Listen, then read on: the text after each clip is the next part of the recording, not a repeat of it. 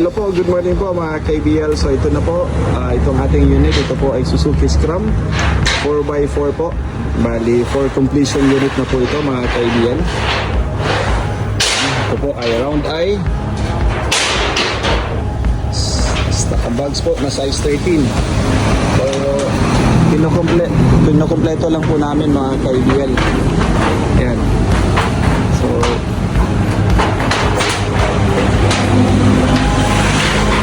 check natin sa loob paano namin kumpletuhin ng unit. So pero iba-vlog pa din namin ito pagkatapos, pag na-complete na po talaga. Ayan. So mating natin sa loob. Ito po yung makina. Ito po. Tapos bago po yung mga spark plugs nito. Ito po yung high tension wires. Itong water gallon niya. Ayan. Tapos yan po yung fan belt. Pinalitan natin. Ayan o. Yan po. Tapos bago po yan dito, yung kanyang air cleaner sa loob. Pinalitan din natin yan. Paandaran natin.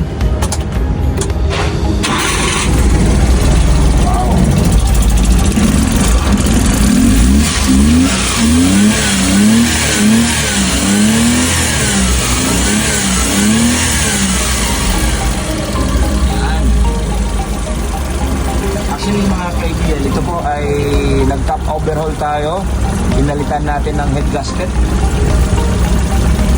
So ang kagandahan lang itong mga unit nitong mga Scrum po. Actually, basta Japan talaga. Ibang-iba yung performance ng makina kahit mag-top overhaul kayo. Hindi kayo problema kasi babalik talaga siya kung ano yung original niya na andar.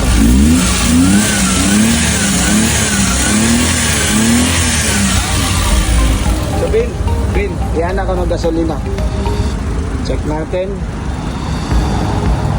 So tingnan natin yung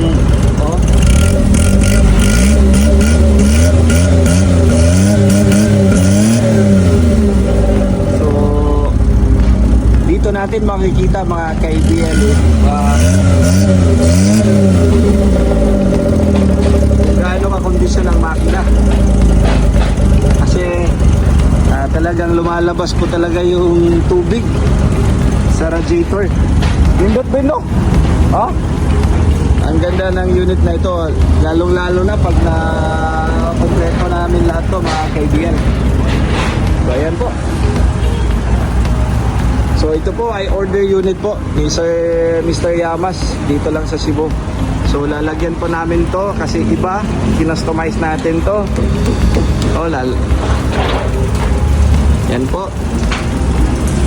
So hindi po ordinary canopy yung nilagay natin kasi gusto ni Mr. Yamas na iba yung unit niya. So ayan po. Bin, ayos. I-vlog namin to sa susunod mga KBL pag natapos na po talaga ang unit na ito. Sana magustuhan to ni Mr. Yamas. So yan, pwede na namin to i-release by next week mga KBL. Thank you po. Salamat po sa inyong lahat.